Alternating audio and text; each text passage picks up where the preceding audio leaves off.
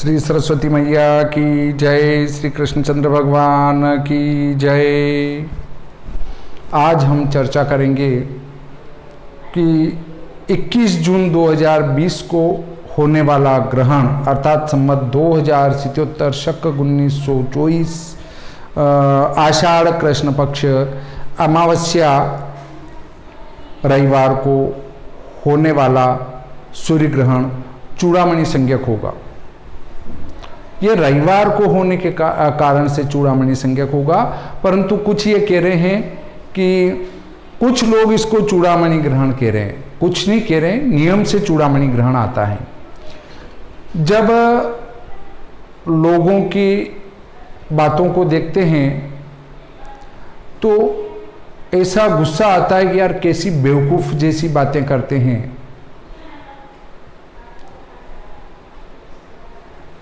50% से अधिक जो ज्योतिषी हैं फेंकू हैं और उनको ज्योतिष का ज नहीं आता है और केवल इधर से उधर काफ़ी पेस्ट की और कुछ भी लिख डालते हैं। एक आध बेवकूफ़ ने कुछ भी लिखा और बाकी सब काफ़ी पेस्ट चालू कर देते हैं और जनता को सिर्फ बेवकूफ़ और मूर्ख बना रहे हैं, बाकी कुछ भी नहीं है। एक ने लिखा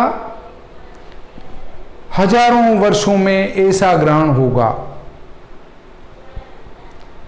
जिसमें कि सूर्य राहु केतु एक सीध में होंगे। ये देखिए,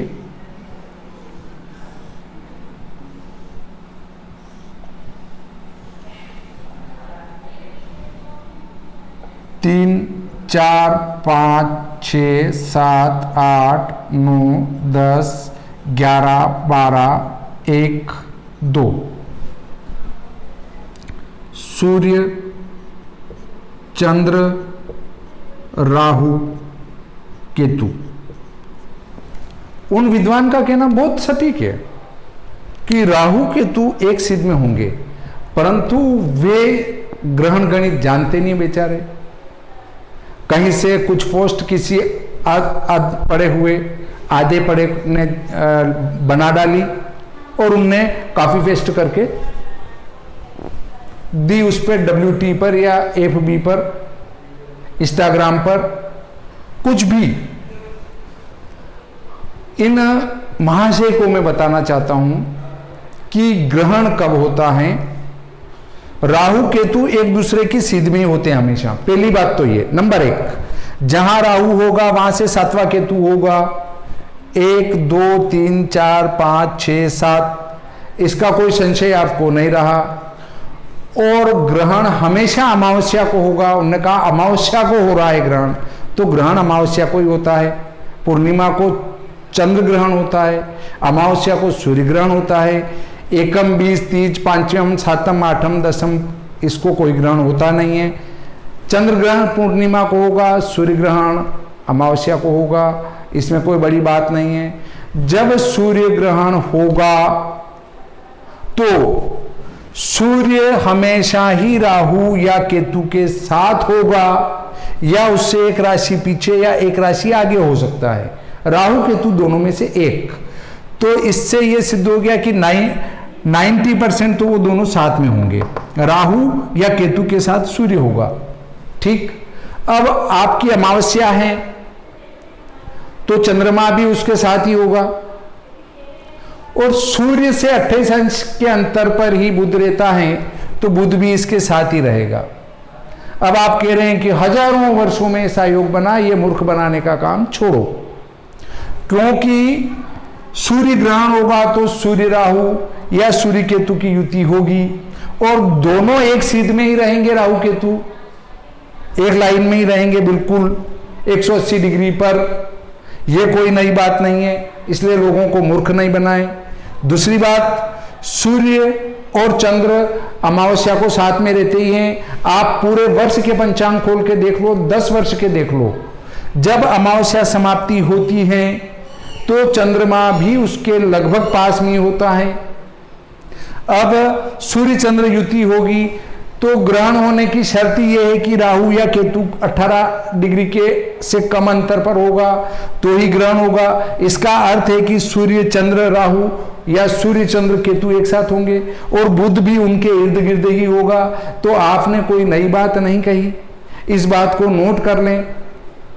और अब रही बात कि यह ग्रहण 9/16 से प्रारंभ हो जाएगा, तो ये लोगों को मूर्ख नहीं बनाएं। आप लिख रहे हैं ग्रहण 9/16 से प्रारंभ होगा और सूतक 15 घंटे पहले से लग जाएगा। साफ झूठ बोल रहे हैं।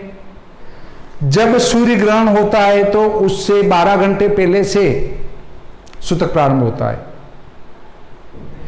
और अगर खंडग्रास ग्रहण है तो अनुपात से भी उसका सूतक लिया जा सकता है, परंतु हम 12 घंटे का ले लेते हैं। और चंद्र ग्रहण में 9 घंटे पहले से लगता है, यह कोई बड़ी भारी बात नहीं है। अब आती है बात, सूर्य ग्रहण 9:15 से प्रारंभ हो रहा है, सूतक लिख रहे हैं 10 बजे से। क्यों लोगों को मूर्ख बना रहे हैं? जब ग्रहण प्रारंभ होता है तो उससे 12 घंटे घटा के आप सूतक बता दो, यह कोई बड़ी भारी बात नहीं है। अब चलते हैं ग्रहण अगरतला, जो कि हमारे ठीक पूर्व में है भारत के, वहां पर 10:56 पर ग्रहण प्रवेश होगा, स्पर्श होगा और मोक्ष 2:24 पर होगा। अमृतसर, जो कि उत्तर में होने के बाद पश्चिमी भारत में पड़ता है, वहां पर ग्रहण का स्पर्श 10:20 पर और मोक्ष 1:42 पर होगा।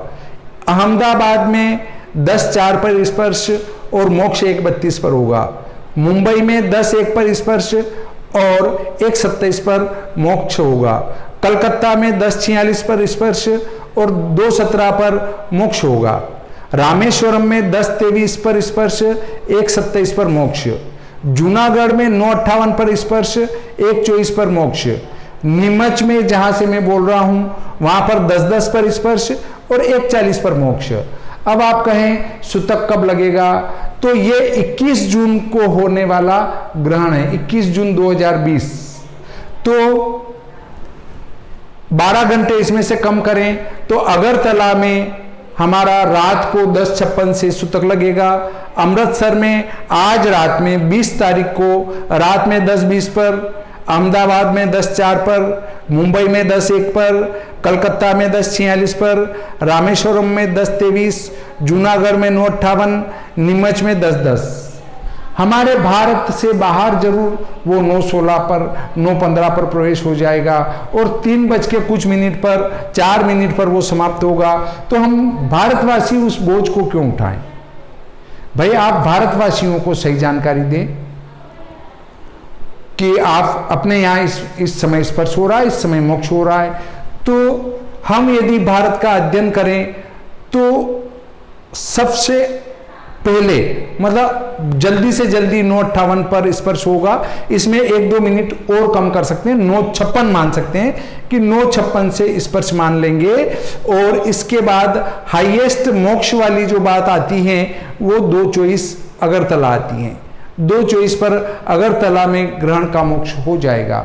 अर्थात पूरे भारत में 9:58 से 2:24 के अंतराल पर ग्रहण चलेगा। इसमें 5-7 मिनट और बढ़ा लेते हैं, इसमें 5-7 मिनट और कम कर लेते हैं तो भी 9:15 और 3-4 नहीं आता है।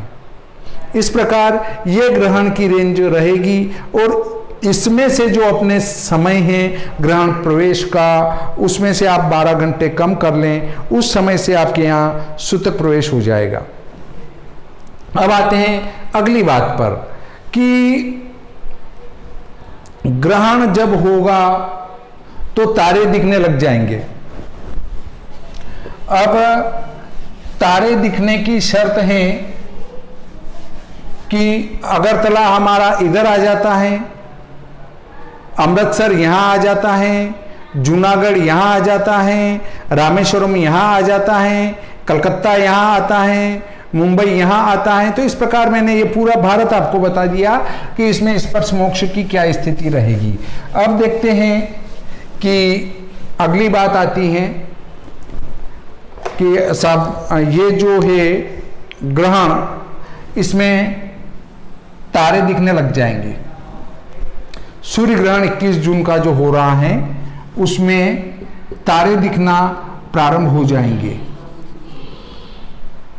भाइयों, ग्रहण जब होगा तो कंकणाकृति होगा, और कंकणाकृति भी मेरे पूर्व के वीडियो में बता चुका हूं कि उत्तरी भारत में और पूर्वी पाकिस्तान में, जो कि अमृतसर के नीचे लगा हुआ है, और इसके अलावा पश्चिमी नेपाल में होता हुआ एक पट्टी निकलेगी, उस पट्टी में यह कंकणाकृति ग्रहण होगा। बाकी पूरे भारत में ये खंडग्रास रूप में दिखाई देगा। अगर आपका सूर्य इतना भी चमक रहा है तो वहां पर तारे दिखाई नहीं दे पाएंगे। क्यों नहीं दिखाई दे पाएंगे कि आपने देखा होगा कि जब सूर्यास्त हो जाता है तो उसकी लालिमा जहां तक रहती वहां तक भी तारे नहीं दिखाई देते हैं।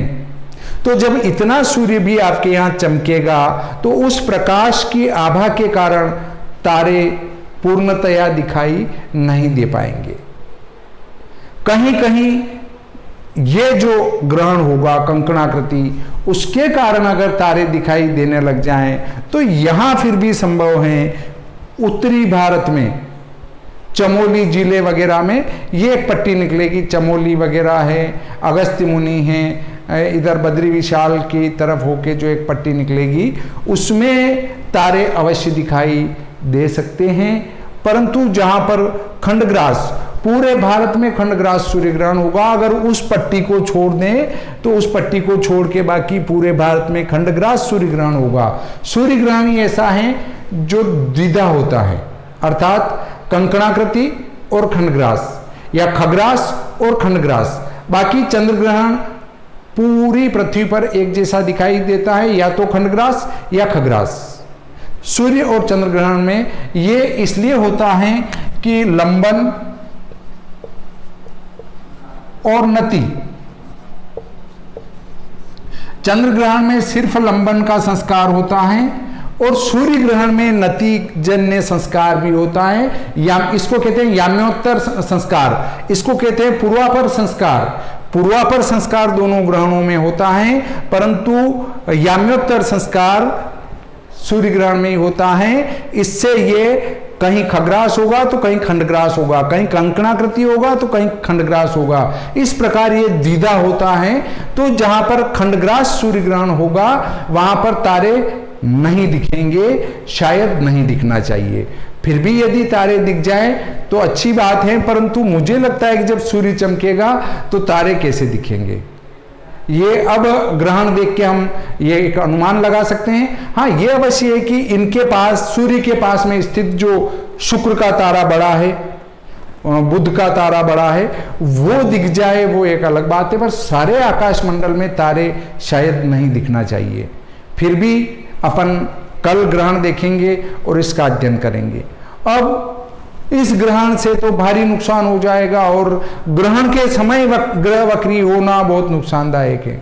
अरे भाइयों, ठीक ग्रहण हो रहा है उस समय कोई ग्रह वक्री नहीं हुआ, वो पहले से वक्री चल रहे हैं, या एकाध ग्रह उस समय वक्री हो जाए तो बड़ी बात नहीं है, परंतु वक्री ग्रह का सूर्य ग्रहण से संबंध नहीं है। ये ग्रहण चीन के लिए अवश्य ही घातिक है, और जिनने लिखा है वो बहुत ही बढ़िया लिखा है। ऐसे ही हमारे राजस्थान से एक शिष्य का फोन आया था, गुरुजी ये लिख रहे हैं कि ये योग तो कई वर्षों में बना है। मैंने कहा हर योग कई वर्षों में बनता है, देख लो आप। अभी जो आश्विन अधिक मास आ रहा है वो भी 15 वर्षों में आता है एक बार। अब आश्विन मास अभी अधिक आ रहा है तो 15 वर्षों बाद ही आश्विन मास अधिक आएगा। यदि किसी की नवरात्रि चलती है और श्राद्ध में ब्रह्म कपाल के पिंड देने हों तो ये वर्ष बहुत ही बढ़िया है। इसके बाद 15 वर्षों में ऐसा मौका मिलेगा, तो इस मौके को भुना लेना चाहिए और ब्रह्म कपाल पर अपने पितरों का पिंड अवश्य कर लेना चाहिए। अब अगली चर्चा पर हम आते हैं। तो ऐसा योग बहुत वर्षों में बना। फिर मैंने उन शिष्य मेरे अच्छे शिष्य भी हैं, अच्छे परिचित भी हैं, व्यावहारिक भी हैं, सम्मान भी करते हैं। मैंने उनको कहा आप ये देखिए कि श्रावण कृष्ण पक्ष एकम, इसी को ले लो। इसके साथ जो वार है माना रविवार है, इसके साथ जो माना उत्तराषाढ़ा नक्षत्र है, इसके साथ जो माना योग मान लो व्यतिपात योग है, इसके साथ करण तो वही रहेगी। अब इसके साथ सर्वार्थ सिद्धि योग अगर बन रहा है, माना एक मोटे रूप में कह रहा हूं, तो ये सारा योग आप 50 साल में ढूंढोगे तो भी नहीं मिलेगा। वो तारीख भी वही होना, तारीख भी वही होना। माना 15/7 है या 15/7 ही ले लेते हैं, 15/7 जो भी सन है, तो 15 जुलाई का मिलना, एकम का मिलना, रविवार का मिलना, उत्तराषाढ़ा नक्षत्र मिलना, व्यतिपात योग मिलना, सर्वार्थ सिद्धि योग मिलना, ये सब वापस नहीं मिलने। तो जब उनने इस चीज का अवलोकन किया तो उन्होंने कहा हाँ ये तो एक सामान्य सी बात है, केवल ये जो फर्जी ज्योतिषी हैं वे लोगों को बेवकूफ बना रहे हैं और ज्योतिष को बदनाम करने पर तुले हुए हैं। तो आप इन फर्जी लोगों के चक्कर में न पड़े। सूतक ग्रहण के प्रारंभ से 12 घंटे पहले लगेगा। आप यदि रह सके तो सूतक काल में भोजन न करें। यदि अपने से न रहा जाए, गोली चल रही, दवाई चल रही, बीमार हैं, अशक्त हैं, गर्भिणी हैं, बालक हैं, तो भोजन करें, इसमें कोई दोष नहीं है। सूतक में चलता है आवश्यकता में, परंतु ग्रहण काल में तो भोजन नहीं करें। इस समय ईश्वर की भक्ति करनी चाहिए, वो ही उपयुक्त हैं।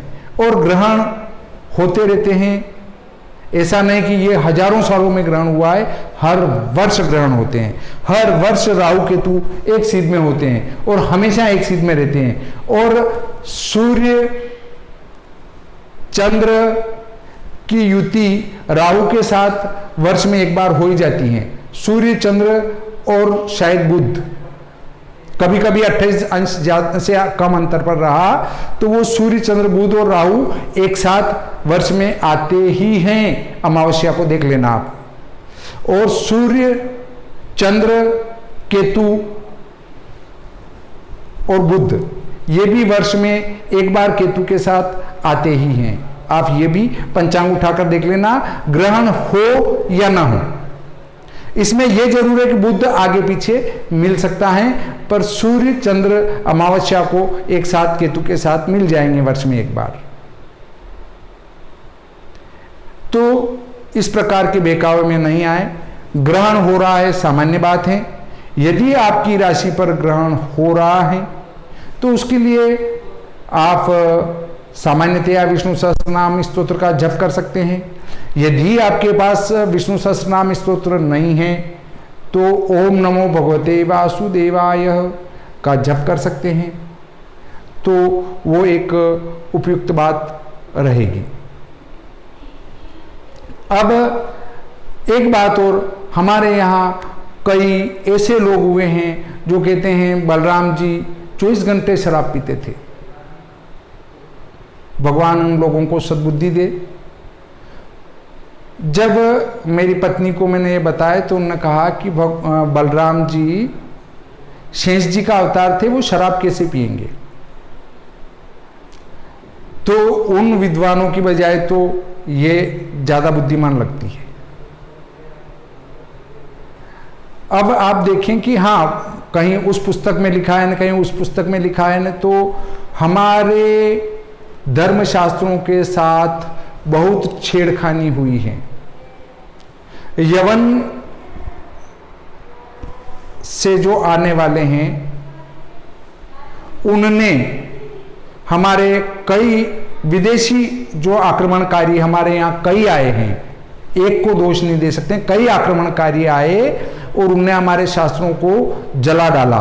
और बचे खुचे में कुछ ऐसे ही बिकने वाले कुछ विद्वान रहे होंगे, तो उनने अच्छे श्लोक को उठाकर और वहाँ ये खाने पीने वाला श्लोक माना जोड़ दिया हूँ। वैसे हो नहीं सकता है, फिर भी ऐसा हुआ हूँ तो कह नहीं सकते हैं, क्योंकि हमारे शास्त्रों के साथ कई क्षेपक जोड़ दिए गए हैं। तो कई जगहों पर अर्थ का अनर्थ कर लिया गया है, कई जगहों पर लिखने में त्रुटि हो गई है, तो ऐसा हो सकता है। जो व्यक्ति गीता का ज्ञान देता हो और जो ये कहता हो कि मैंने धर्म की स्थापना के लिए जन्म लिया है और जब जब धर्म में ग्लानि आती हैं तब तब मैं अवतार धारण करता हूँ, तो अब आप सोच लीजिए कि जो व्यक्ति ऐसा उपदेश देता हो और जिसके बड़े भाई उनका इतना सम्मान करते हो कि वो स्वयं राजा नहीं बनकर कृष्ण भगवान को राजा बनाया, तो वो उनके सामने 24 घंटे कैसे पीते होंगे। ये बात समझ से परे होती हैं। परंतु विधर्मी लोग जब हमारे शास्त्रों को तोड़ मरोड़ रहे हैं तो कलयुग में ऐसा ही होगा। और जब हमारे भारत में तो ऐसे कुछ लोग भी हैं जो विधर्मियों के साथ बंध जाते हैं। आप तो कोई भी किसी भी देवता पर उंगली उठाओ, आपके साथ पब्लिक खड़ी हो जाएगी कि हाँ बिल्कुल हमारे गुरुजी सत्य कह रहे हैं। ये हमारा देश ऐसा है। यहाँ कितने ही विधर्मी आपके साथ बन जाएंगे और आप उस प्रोपेगेंडा को आगे बढ़ा सकते हैं और उसको धर्मशास्त्र में भी जोड़ सकते हैं। नई कोई पुस्तक आप निकाल दो तो फिर लोग उसका हवाला देने लग जाएंगे, देखो ये इस पुस्तक में लिखा है। तो ऐसी कोई हमारे यहाँ असंभव बात नहीं है। परंतु जो धर्म के साथ हैं, जो धर्म संगत बात करते हैं, ऐसे विद्वान बहुत कम हैं। और मैं ऐसे विद्वानों से निवेदन करता हूं कि आप विधर्म वाली बातों का विरोध करें, वो ज़्यादा अच्छा है। ऐसे ही ज्योतिष में भी हो रहा है, जैसा वहाँ हो रहा है, जैसा यहाँ भी हो रहा है। यही कलयुग का प्रमाण है कि कलयुग में ठग को संत माना जाएगा और संत बेचारा कहीं एक तरफ ईश्वर भक्ति करता हुआ मिलेगा जिसको कोई नहीं पूछेंगे। ये नहीं कह सकता मैं, और ये भी नहीं कह रहा हूं कि जितने का नाम चल रहा है वो ठग ही हैं या कोई ठग हैं। मैं किसी व्यक्ति विशेष पर ये आरोप या प्रत्यारोप नहीं लगा रहा हूं। परंतु ज्योतिष में ऐसा है जो फेंकने वाले ज़्यादा हैं। परंतु इन बातों को ध्यान में न लाते हुए हम जो वास्तविक ज्ञान दे, जो विद्वान हो, उनकी बातों को माने। आप यदि देखेंगे तो एक व्यवस्थित ज्ञान देने वाले के ज्योतिष ज्ञान को अधिक व्यक्ति नहीं पूछेंगे, पर जो फेंकने वाले हैं उनके साथ देखो आप फोटो खिंचाने वालों की लाइन लग जाएगी। और जो वास्तविक ज्ञानी हैं उसको समझेंगे अरे ये तो बेवकूफ़ है। और वो जो आप टीवी पर बैठिए फेंकने का काम करिए, आपका नाम बहुत चलेगा। तो इस प्रकार आज दुखी मन से मुझे ये सारी बातें कहनी पड़ी, परंतु आप इस पर अवश्य ही अमल करेंगे और इस ग्रहण से कोई भयभीत होने की आवश्यकता नहीं है। आपके यदि अशुभ फल कर रहा है ग्रहण तो आप विष्णु सहस्त्रनाम स्तोत्र के जप करिए। महामृत्युंजय मंत्र का भी जप किया जा सकता है, अपने इष्ट देव का भी जप किया जा सकता है और इससे निश्चय ही आपको अशुभ फल नहीं मिलेगा, शुभ फल की प्राप्ति होगी। हाँ, गर्भिणी महिला अवश्य ही ग्रहण काल में बाहर ना निकले। सूतक काल में आप बाहर निकलती हैं, उससे कोई फर्क नहीं पड़ने वाला है।